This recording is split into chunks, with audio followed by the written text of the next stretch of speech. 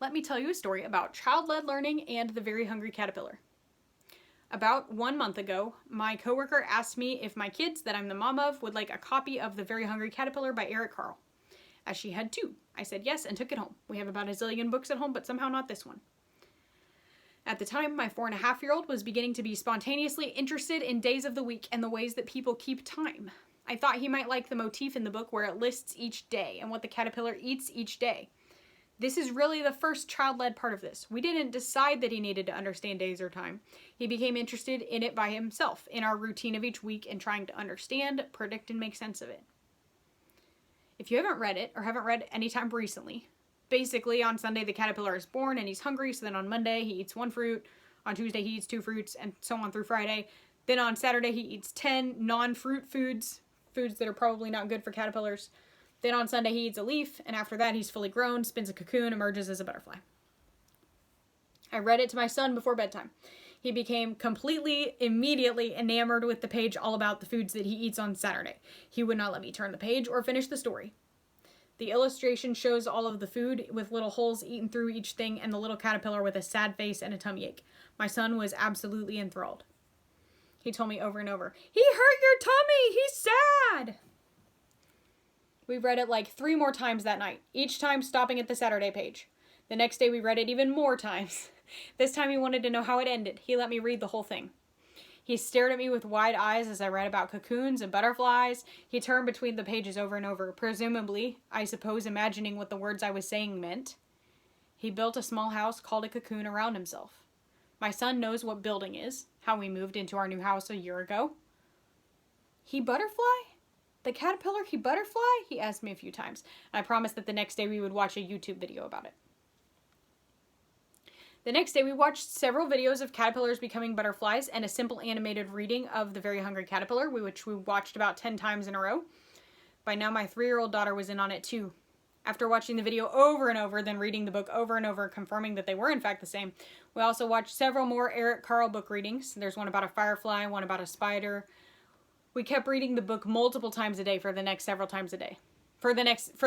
days. My son spontaneously began saying, "I need to eat a plum," since the caterpillar eats plums on Wednesday, and plums were the only fruit, apple, pears, plums, strawberries, oranges, that my son wasn't already familiar with. We told him that we would get plums at the farmer's market on Saturday, and we did. He immediately ate 2 of them. Over the next days and weeks, both my kids continued to explore learning about new types of food from the book. They were familiar with sausage as a food, but they weren't familiar with it in the way that it's illustrated in the book. They knew about bits of sausage on a pizza or slices of sausage, but not a whole sausage in its casing. They knew about suckers or lollipops in small Dum Dum brand form, but they didn't know about a whole big swirly lollipop. They found one at the store. In the interest of learning, we caved and bought some. My son didn't know what cherry pie was specifically. We bought pieces of pie and picked them apart and asked questions about the innards and the pastry. At the same time that we were learning so many things about food, we were also learning so many things about different types of bugs and crawly things. We followed the trail from caterpillars and butterflies to bees, because I have a phrase that I've said to the kids many times: "Let's leave those flowers for the butterflies and the bees," when they're trying to pick them. Now we were routinely talking about butterflies. They wanted to know about bees. We learned about bees making honey. We watched YouTube videos about that. My son also unfortunately learned about bees because he picked up a bee and tried to make it drive his Hot Wheels car, and it didn't like that. Then they observed me putting honey in some of the things that we eat, like oatmeal, and they specifically tried honey as its own thing to learn about that. My husband thought that they might be interested in the movie A Bug's Life. Whenever my kids get interested in a movie, they watch it like 300 times in a row, so given their fascination with bugs, that became the movie of choice for a while. Then they started acting it out. My son started taking all the pillows in the house and putting them in a pile and claiming they were the food for the grasshoppers, and he was acting out being a harvester ant. My daughter joined in by being the grasshoppers. At the same time as the food and the bug themes, my son also began drawing connections about the egg that the caterpillar hatches from in the book, because he had recently seen baby chicks hatch from eggs at his preschool. I caught him trying to get food eggs out of the fridge one day, thankfully in time to stop him from trying to hatch them into anything. Both of my kids have been playing a game lately where they hide under blankets and hop around on the floor or couch until they hatch like an egg. From an academic point of view, both kids keep reading the book out loud to me. It was fascinating to watch them memorize chunks of it and the way in which their brains were able to memorize those portions. My son read the days of the week part first by learning to swap out which day of the week, but he wasn't able to remember to swap out the number and the fruit at the same time. What I mean is that he would say, on Monday he ate 2 pears, but he was still hungry. On Tuesday he ate 2 pears, but he was still hungry. On Wednesday he ate 2 pears. Then after a while of doing that, he became able to remember to switch out the fruit as well, but not the number. On Monday he ate 2 apples, but he was still hungry. On Tuesday he ate 2... And the whole swath of 10 foods that both have memorized in order to recite the books, the foods from Saturday is great. We can all recite it without even looking at the book or having the book anywhere. My daughter is wildly interested in snails, and the bugs and garden crawlies aspect of this really appealed to her. She's been spotting snails wherever we go. She extended that interest to spotting spiral patterns, like an onion or a swirly lollipop like the ones in the book.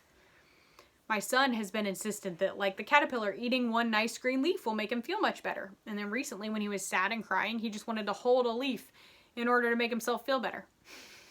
Talk about coping skills that no adult could impose but are truly child-led.